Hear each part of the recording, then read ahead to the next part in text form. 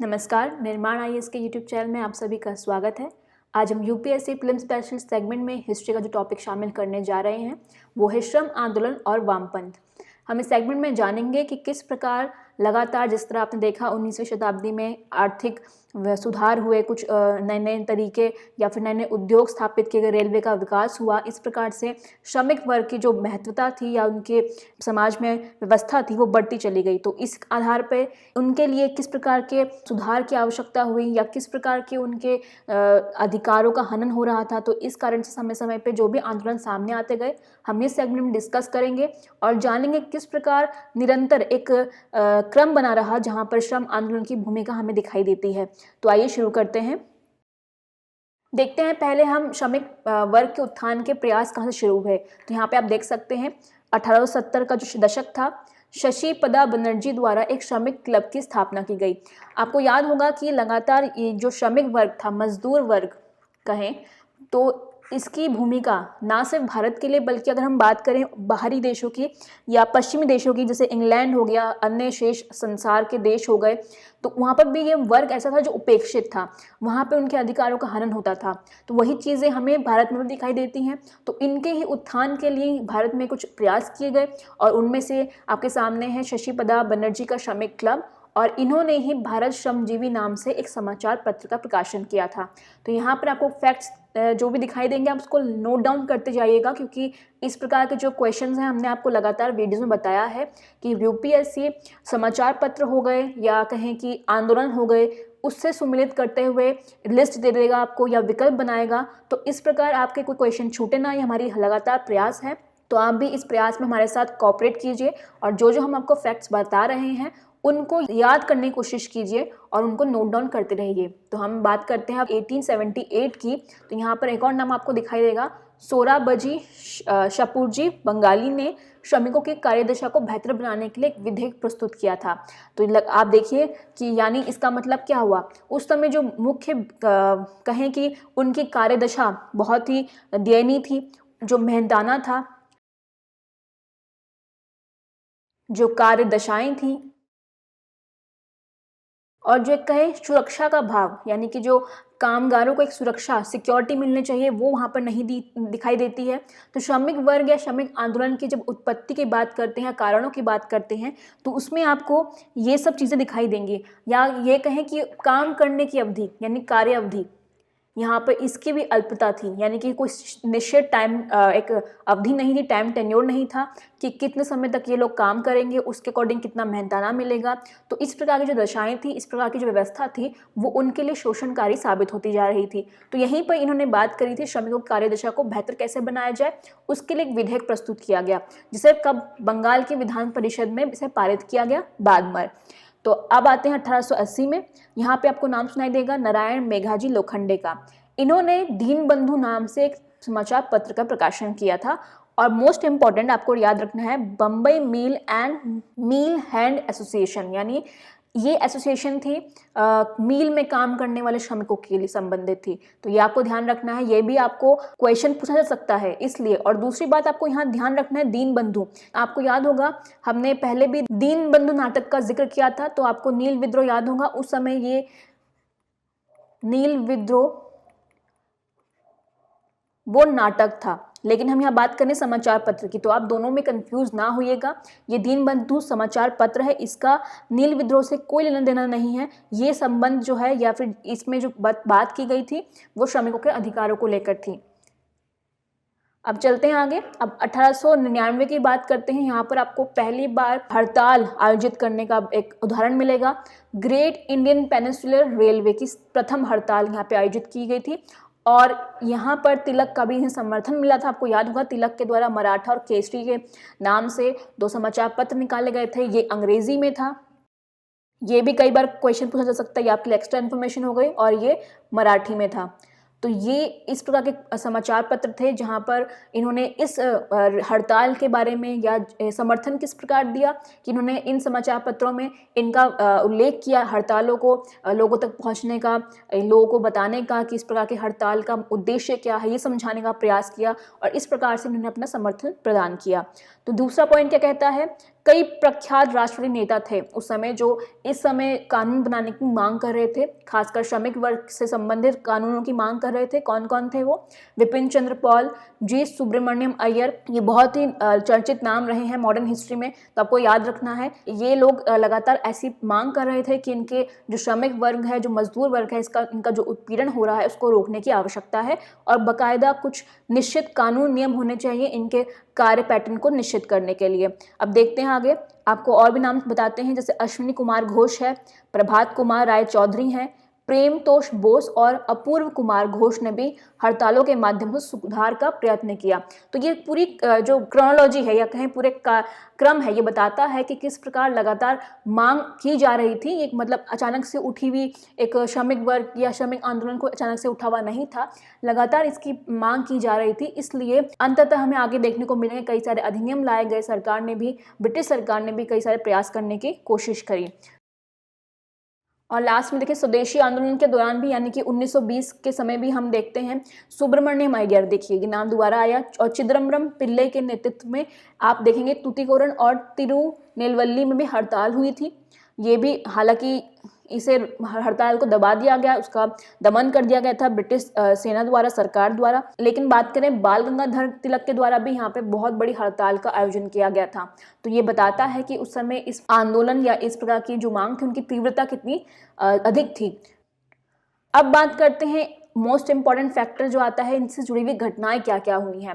जैसे हमने अभी देखा प्रयास किए गए, अब देख लेते हैं कौन से मोस्ट इंपॉर्टेंट संगठन हैं जो इन श्रमिक वर्ग से जुड़े हुए हैं। यही भी क्वेश्चन बनता है कि निम्नलिखित में से कौन कौन संगठन श्रमिक वर्ग या श्रमिक आंदोलन संबंधित हैं। तो इस प्रकार का थोड़ा सा आपको अपनी जो दृष्टिकोण है, आपका जो विजुअलाइजेशन है, आपकी जो समझ है यूपीएससी को लेकर थोड़ी ब्रॉड करनी पड़ेगी, क्योंकि उसके क्वेश्चंस भी इस प्रकार से अब काफ़ी मॉडिफिकेशन उसमें हो रहा है। तो आपको अब देखते हैं, पहला जो भारत का मजदूर संगठन था वो वीपी वाडिया द्वारा मद्रास संघ बनाया गया था। तो आपको ये ध्यान रखना है, पहला फैक्ट ये हो गया। और बात करें हम, जैसे हमने स्टार्टिंग में बताई आपको बात कि अंतर्राष्ट्रीय स्तर पर भी इनका जो शोषण था या इनका जो स्टेटस था कहें मजदूर वर्ग का, वो बहुत अच्छा नहीं था। तो इसी को देखते हुए आपको ध्यान भी होगा, प्रथम विश्व युद्ध जब हुआ था उसके बाद इस प्रकार की आवश्यकता महसूस की गई कि इन वर्ग को भी सम्मानजनक स्थिति में काम करने की आवश्यकता है या उनके भी कुछ अधिकार होने चाहिए। तो इस कारण 1918 में हमें दिखाई देता है अंतर्राष्ट्रीय मजदूर संगठन की स्थापना, यानी कि ILO। और आपको पता होगा 1 मई को मजदूर दिवस मनाया जाता है। ये थोड़ा सा आपके लिए एक्स्ट्रा इन्फॉर्मेशन हो गई। 1 मई को हम लोग मजदूर दिवस, अंतर्राष्ट्रीय मजदूर दिवस मनाते हैं। ठीक है, अब देखते हैं 1918 में ही अहमदाबाद टेक्सटाइल लिबरेशन एसोसिएशन, आपको याद होगा अहमदाबाद मील आंदोलन, इसका जिक्र हम आगे करेंगे जब हम गांधीवादी चरण में जो आंदोलन हुए थे उनके बारे में जानेंगे। नेक्स्ट जो हमारी वीडियोस आएंगे आप उसमें समझिएगा। तो ये अहमदाबाद मील आंदोलन जब हुआ था तो उसी दौरान इस प्रकार के एसोसिएशन की बात सामने आई थी। तो आज हम डीपली समझेंगे कि ये एसोसिएशन था क्या, इसका काम क्या था। फिलहाल आप ये जान लीजिए कि 1918 में जो ये एसोसिएशन गठन हुआ था तो उसमें गांधी जी की भी अपनी बहुत महत्वपूर्ण भूमिका या सहयोग रहा था। फिर बात करते हैं, फिर 1920 में एटक यानी कि all India trade union Congress की स्थापना की गई। और यहाँ पर आपको याद होगा, इसका चर्चा हमने बार बार कर चुके हैं कि इसके प्रथम अध्यक्ष कौन थे, लाला लाजपत राय, और महासचिव बनाया गया था दीवान चमनलाल को। तो ये आपके लिए इम्पोर्टेंट हो गया। और कहा जाता है कि इस कांग्रेस को स्थापित करने में तिलक की भी काफ़ी सक्रिय भूमिका रही थी। तो यानी ये भी इसके समर्थन में रहे थे और ये 1920 के समय की घटना है। आगे देख लेते हैं। ऐसे ही 1926 में आपको एक मजदूर संघ अधिनियम पारित भी दिखाई देता है, यानी कि वही सरकार भी इस तरह से दबाव में आ गई तो उन्होंने भी सोचा कि इस प्रकार के संशोधन की आवश्यकता है, उनकी मांगों को मानना ही उचित समय है। तो उन्होंने यहाँ पर भारतीय मजदूर संघ अधिनियम लेकर आई, जिसे पारित किया गया। और इसमें क्या क्या काम किए गए आपको ये भी बता देते हैं। व्यापार संघ बनने हैं, ये मजदूर संघ बने हैं, इनकी मान्यता देना यानी कि वैधता प्रदान करना, ये इस अधिनियम में किस प्रकार मतलब व्यवस्था की गई। और उसके बाद इनका पंजीकरण हो गया, इनका रजिस्ट्रेशन हो गया, उसकी प्रोसेसिंग क्या होगी वो ये इस अधिनियम में बात की गई। साथ ही साथ इनका जो गतिविधियां हैं, इन व्यापार संघों या मजदूर संघों की गतिविधियां हैं, उनका नागरिक और आपराधिक गतिविधियों से बाहर रखा गया इन्हें, यानी कि इस अधिनियम में ये व्यवस्था की गई। तो ये कुछ 3-4 पॉइंट्स हैं। आप हो सकता है कि मजदूर संघ के अधिनियम के संदर्भ में आपसे क्वेश्चन पूछ लिया जाए, तो आपको ध्यान रखना है कि इस अधिनियम के तहत किस प्रकार की व्यवस्था की गई थी। सिर्फ याद ये रखिएगा आपकी वैधता प्रदान करना इसमें एक क्लॉज था। पंजीकरण, उनका नियमन किस प्रकार होगा ये निर्धारित किया गया। साथ ही साथ राजनीतिक रूप से जैसे हड़ताल करना है, इस प्रकार के आंदोलन करना है, गतिविधियां हैं, उनको कुछ सीमाओं तक अनुमति प्रदान की गई थी इस अधिनियम के अंतर्गत। अगला आता है 1929 का श्रमिक विवाद अधिनियम। ये भी बहुत इंपॉर्टेंट है। जब हम मजदूर संघ की बात करते हैं या श्रमिक विवाद वर्गों की बात करते हैं, तो इस प्रकार के जो विवाद रहेंगे जो श्रमिकों के संदर्भ में होंगे, तो उस अधिनियम की यहाँ पे बात की गई। क्या कहता है अधिनियम? इसमें क्या था कि समाधान के लिए जो जांच होगी या जो परामर्श आयोग होगा उसकी व्यवस्था की बात की गई थी यहाँ पे, परामर्श आयोग, राइट, स्थापना को अनिवार्य किया गया था। ये आपको ध्यान रखना है। यानी कि अगर कोई विवाद किसी उद्योग में, किसी कारखाने में ऐसा कोई विवाद सामने आता है, तो उस संदर्भ में एक या तो जांच आयोग बनेगा या फिर परामर्श आयोग बनेगा ही बनेगा, उसकी अनिवार्यता थी। दूसरी बात यहाँ पे जैसे रेलवे है, डाक है, पानी है, विद्युत उद्योग जैसे सार्वजनिक सेवाओं में उस समय तक हड़ताल नहीं की जा सकती थी जब तक कि प्रत्येक श्रमिक लिखित रूप से 1 महीने की पूर्व सूचना न दे दे। तो इस अधिनियम का एक और बहुत ही इंटरेस्टिंग कहें या इंपॉर्टेंट फैक्ट ये आपको ध्यान रखना है कि किसी भी उद्योग में, चाहे वो रेलवे से जुड़ा हुआ हो, चाहे वो डाक से जुड़ा हुआ हो, पानी से, विद्युत से, 1 महीने की पूर्व सूचना देना आवश्यक होगा, और वो भी हर प्रत्येक माफ कीजिएगा श्रमिक के द्वारा, किसान नहीं, ये श्रमिक का टॉपिक है, हर श्रमिक के द्वारा वो लिखित रूप में एक सूचना देनी होगी इसके लिए। तो ये इंपॉर्टेंट है। और इसी संदर्भ में आपके लिए इंपॉर्टेंट एक और चीज़ है, वो ये कि आपको ध्यान रखना है 1929 का मेरठ षड्यंत्र केस। ये केस आपको ध्यान इसलिए रखना है क्योंकि इसमें कई सारे ऐसे नेता थे या आपके वामपंथी नेता थे जो लगातार इस वर्ग की जुड़ी हुई जो समस्याएं हैं उसके लिए आगे बढ़कर आंदोलन कर रहे थे। तो कई सारे कम्युनिस्ट नेताओं को यहाँ पे हिरासत में लिया गया, और ये 1929 की घटना है, और 3 यूरोपीय विचारक भी इसमें शामिल थे इस केस में। साथ ही साथ कई, जब इन्हें गिरफ्तार किया गया तो कई सारे नेता थे बड़े बड़े, खासकर जब हम नाम लेते हैं नेहरू का, जवाहरलाल नेहरू एक ऐसे वकील थे, उस समय आपको पता है कि वो वकील थे उस समय, तो वहाँ पर उन्होंने ये पेशकश करी कि ये केस लड़ने की। और साथ ही साथ आपको इसके साथ 2 और केस ध्यान रखने हैं, एक है पेशावर केस और कानपुर केस। यह आपको रिवीजन करना है, या हम आपको बताएंगे नहीं, सिर्फ आपको ध्यान रखना है। ये केस आप इसका रिवीजन कर लीजिएगा। ये भी कम्युनिस्ट विचारधारा से जुड़े हुए घटनाएं हैं और बहुत इंपॉर्टेंट घटनाएं हैं, बहुत चर्चित भी रही हैं, तो इसलिए मोस्ट प्रोबेबली यहाँ से क्वेश्चन बन सकता है। आगे हम जानेंगे कि आखिर ये कम्युनिस्ट वामपंथी विचारधारा होती क्या है। फिलहाल हम इसी टॉपिक पर बने रहते हैं। अब बात करते हैं अगली बिंदु की, जिसमें बताया गया कि भारतीय ट्रेड यूनियन संघ की स्थापना की गई थी एटक से अलग होकर। All India trade union Congress जो थी उससे अलग होकर बना आपका इंडियन ट्रेड यूनियन ऑर्गेनाइजेशन, ये आपको ध्यान रखना है। उसके बाद कांग्रेस द्वारा 1938 में बम्बई औद्योगिक अधिनियम और 1939 में दुकान और संस्थान अधिनियम पारित किए गए। अब ये आपको फैक्ट इसलिए ध्यान रखना है क्योंकि ये सरकार द्वारा, यानी आपको याद होगा उस समय इलेक्शन के बाद कांग्रेस की बहुमत में सरकार गठित हुई, तो उस समय 1938 में बम्बई औद्योगिक विवाद अधिनियम आया। इसमें क्या कहा गया था, इसमें आपको ध्यान रखना है कि प्रधानमंत्री वीजी खेर, यहाँ पर एक नाम आएगा आपके पास, प्रधानमंत्री, उस समय जो प्रधानमंत्री के पद पे थे उनका नाम था BG खेर। उनके समय में अधिनियम आया था और वर्ग संयोग पर आधारित था ये अधिनियम। इस अधिनियम को इस तरह तैयार किया गया था कि मिलों और कारखानों में एकाएक हड़ताल और तालाबंदी ना हो सके, यानी कि तुरंत उस पर तालाबंदी ना हो सकता है वो जो आंदोलन है, वो जो विवाद है, वो उस पर जरूर कार्य करने की आवश्यकता है, कुछ संगीन या संवेदनशील मुद्दा हो सकता है। तो इस प्रकार के जो देखा गया था, अगर हम पीछे जाएं, यानी कि जब ब्रिटिश शासन की काफ़ी मोनोपोली थी, तो उन्होंने कई सारे तुरंत दमन कर दिया इस प्रकार के वर्गों के आंदोलन को। तो उन्होंने यहाँ पर कांग्रेस ने इस चीज़ को ध्यान में रखते हुए अधिनियम लेके आए, तो इसमें ये सब बातें कही गई थी। अगला पॉइंट देख लेते हैं। अब बात करते हैं भारत में वामपंथ का उदय, जिसकी हम अभी लास्ट में स्लाइड में बात कर रहे थे कि वामपंथ का भी भारत में काफ़ी महत्वपूर्ण भूमिका रही। अब आपको ध्यान रखना है, यहाँ पे कई सारी विचारधाराएं आपने पढ़ी भी होंगी, समाजवाद, साम्यवाद, वामपंथ, ये कुछ विचारधाराएं हैं जो लगातार भारत में या कहें पूरे विश्व में लगातार सुनने में आई थी। इनका कहीं कहीं बहुत बड़ी मात्रा में, जैसे साम्यवाद की बात करें तो चीन इसका बहुत अच्छा उदाहरण है। समाजवाद की बात करें तो आप रूस का उदाहरण ले सकते हैं। बात करें हम वामपंथ की तो आप उस समय अगर हम बात करें जब 18वीं 19वीं शताब्दी में जब ये वामपंथ की शब्दावली इंट्रोड्यूस हुई थी, शुरुआत हुई थी, तो ये लेफ्ट विंग जो कि आप अभी भी सुनते होंगे, वर्तमान में खूब इसकी चर्चा भी रही, ये एक्चुअली ऐसे एक टर्म थी जिसमें ये फ्रांसीसी क्रांति के समय में आई थी सामने। और कहा जाता था जो राजा के समर्थक होते थे वो दक्षिणपंथी और जो राजा के विरोधक होते थे या वो वामपंथी यानी लेफ्ट विंगिस्ट होते थे। तो यही यहाँ पर एक तरह से आप सामान्य तौर पर समझ सकते हैं कि सरकार की जो भी गतिविधियाँ होंगी या फिर कहें सरकार का जहाँ पर क्रिटिसिज्म करना है, तुरंत इनके वामपंथ जो आएगा, कम्युनलिज्म सामने आता है।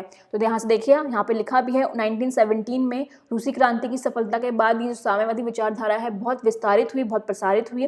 और भारत की बात करें तो यहाँ पर एक बहुत प्रसिद्ध नाम आएगा, ये आपको याद रखना है, मानवेंद्र नाथ रॉय, MN रॉय।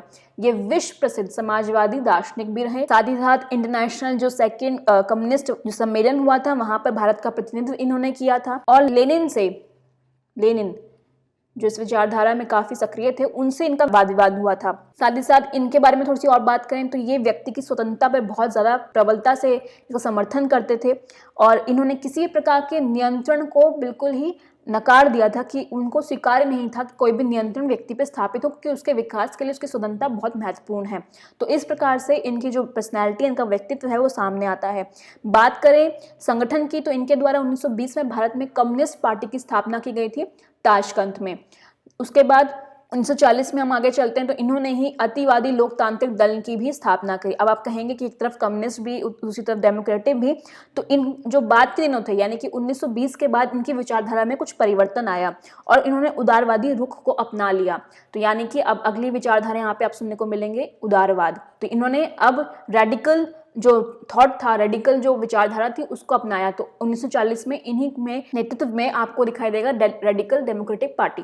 तो ये दोनों चीजें किससे जुड़ी हुई हैं? MN रॉय से। और हो सकता है एक क्वेश्चन हो जाए कि कौन ऐसे व्यक्ति थे या निम्नलिखित में से कौन पहले कम्युनिस्ट पार्टी या कम्युनिस्ट विचारधारा के समर्थक थे और अंतिम चरण में या कहें फिर आगे वाले वर्षों में इनका रुख जो है लोकतांत्रिक विचारधारा से प्रभावित रहा। तो इस प्रकार से क्वेश्चन बन सकता है।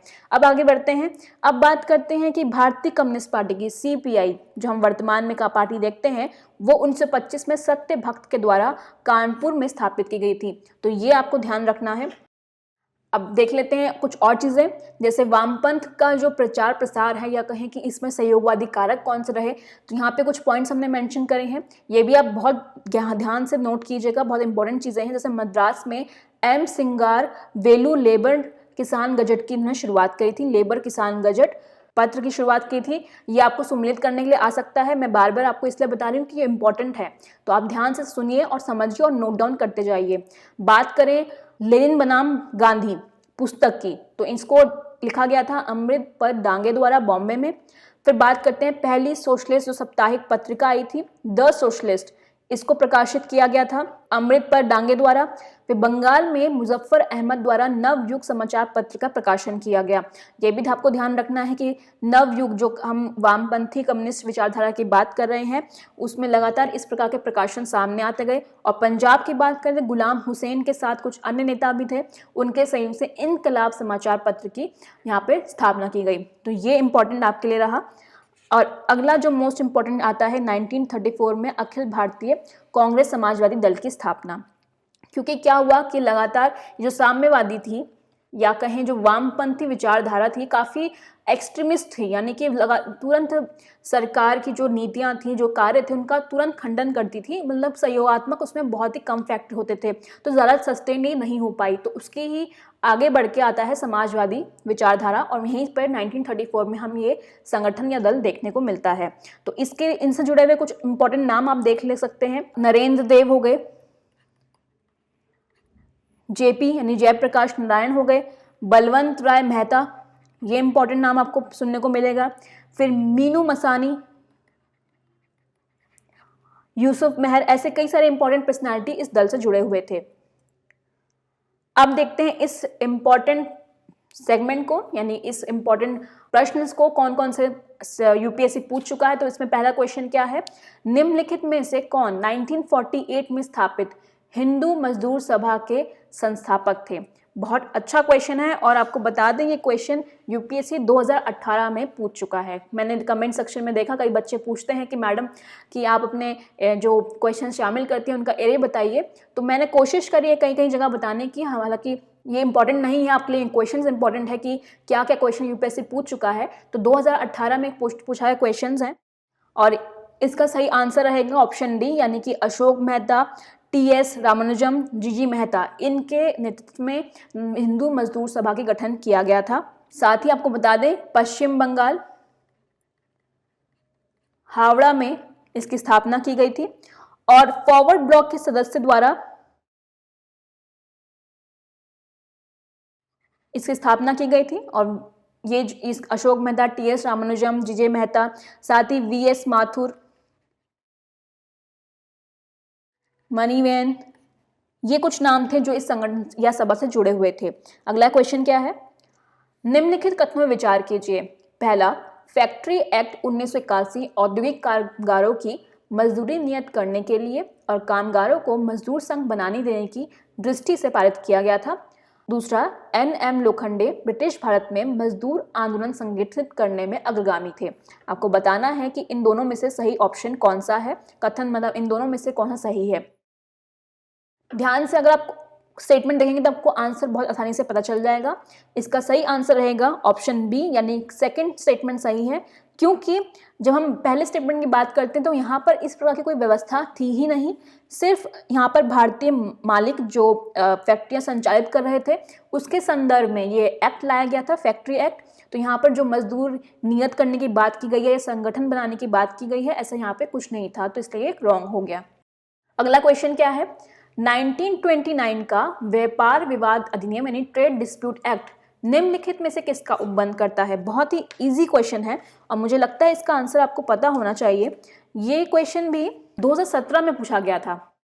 तो इसका सही आंसर रहेगा ऑप्शन डी, यानी कि अधिकरणों की प्रणाली और हड़तालों पर रोक लगाई गई थी।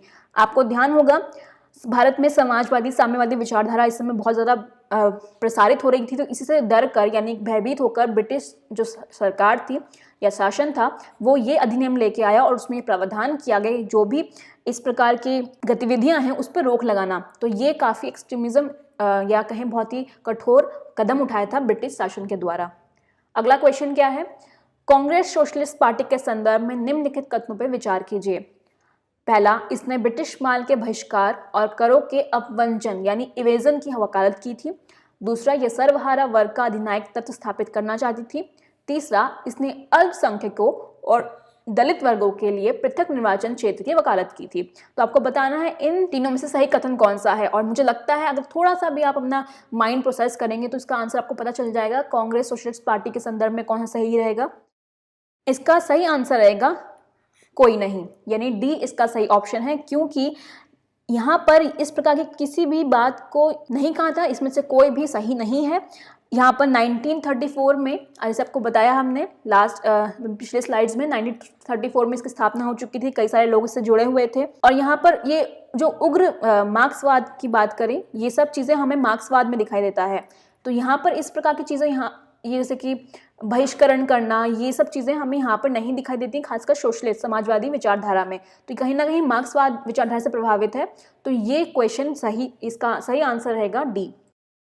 अगला क्वेश्चन क्या है, भारतीय स्वतंत्रता आंदोलन के संदर्भ में उषा मेहता की ख्याति के बारे में निम्नलिखित कथनों में विचार करें।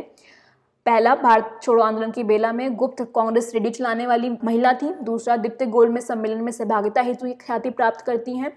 तीसरा है, आज़ाद हिंद फौज की एक टुकड़ी का नेतृत्व करने के लिए ख्याति प्राप्त करती हैं। या डी, पंडित जवाहरलाल नेहरू को अंतरिम सरकार के गठन में सहायक भूमिका के रूप में इनको ख्याति प्राप्त है। तो आपको बताना है इसका सही आंसर क्या होगा। इसका सही आंसर रहेगा ऑप्शन ए, बिल्कुल भारत छोड़ो आंदोलन के समय ये गुप्त कांग्रेस रेडियो चला रही थी। आपको याद भी होगा 14 अगस्त से लेकर ये 3 महीने तक अंडरग्राउंड होके इस प्रकार का रेडियो संचालित कर रही थी। इस कारण से इनको हमारी मॉडर्न हिस्ट्री में याद किया जाता है। इनका इन अन्य कथनों से कोई लेना देना नहीं है, आपको अच्छे से याद होगा, इनसे इनका कोई संबंध नहीं है। तो सही ऑप्शन रहेगा ए, अगला क्वेश्चन आता है, निम्नलिखित कथनों में विचार कीजिए। पहला, 1936 में हस्ताक्षरित बम्बई मैनिफेस्टो प्रत्यक्ष रूप से समाजवादी आदेशों के प्रतिपादन का विरोधी था। दूसरा, इसको समस्त भारत से वृहद रूप में व्यापारिक समुदाय का सहयोग मिला। तो आपको बताना है इसका सही ऑप्शन या सही कथन इसमें से कौन सा है। तो इसका सही ऑप्शन है केवल एक, बिल्कुल 1936 में बम्बई मैनिफेस्टो आया था। नेहरू जी के प्रस्ताव के बाद 1936 में बिल्कुल आया था और इस पे 21 जो उद्योगपति थे उन्होंने हस्ताक्षर भी किए, यानी अपना समर्थन दिया था। लेकिन जो बात आती है कि समस्त भारत में इनको समर्थन प्राप्त हुआ था, तो ये कथन बिल्कुल गलत है। और एक और बात आप याद रखिए, जब भी कोई अतिवादी क्वेश्चन आता है या केवल जैसे शब्द होंगे, ना ही दिस ना ही दैट करके कुछ क्वेश्चन आता है, या ओनली स्टेटमेंट में आते हैं, इस प्रकार क्वेश्चन होते हैं, तो उस पर खास आप या सभी आते हैं, इस प्रकार के जो वर्ड्स होते हैं आप इस पर ज़रूर ध्यान दीजिए, क्योंकि कई बार या अधिकतर प्रोबेबिलिटी होती है कि इस प्रकार के कथन जो है गलत हो सकते हैं। आगे बढ़ते हैं, देखते हैं आज का आखिरी क्वेश्चन कौन सा है। भारत के स्वदेशी आंदोलन के दौरान लिखा गया गीत आमार सोनार बंगाल ने बांग्लादेश को उसके स्वतंत्रता संग्राम में प्रोत्साहित किया और उसे बांग्लादेश के राष्ट्रगान के रूप में अपनाया। बहुत आसान क्वेश्चन है, आपको बताना है कि इस गीत को किसने लिखा था। अनडाउटेडली इसका सही आंसर है ऑप्शन डी, बिल्कुल रविन्द्रनाथ टैगोर ने ही बांग्लादेश का जो आमार सोनार बंगाल गीत है उसको रचित किया गया था। तो ये एक केवल यही पर्सनैलिटी है भारत और बांग्लादेश के राष्ट्रगीत या कहें राष्ट्रगान लिखने वाले सेम पर्सनालिटी है। तो आज का ये सेशन यहीं समाप्त होता है। मुझे उम्मीद है आज के जो हमने डिस्कशन किया आपको मददगार ज़रूर साबित हो रहा होगा और आपको जो अब तक हमने वीडियो शेयर करे हैं, आपको मॉडर्न हिस्ट्री के कई सारे हमने टॉपिक डिस्कस करे हैं, सभी में आपकी बहुत मदद हुई होगी। अगर आपको वीडियोस पसंद आ रहे हैं तो इसे अधिक से अधिक शेयर कीजिए, ताकि आप ही की तरह जो UPSC की तैयारी कर रहे हैं बच्चे, वो इनसे और भी अच्छे से तैयारी कर सके, उनके लिए भी ये हेल्पफुल रहे। तो निर्माण IAS के YouTube चैनल को लाइक, शेयर व सब्सक्राइब करना ना भूलिए। धन्यवाद।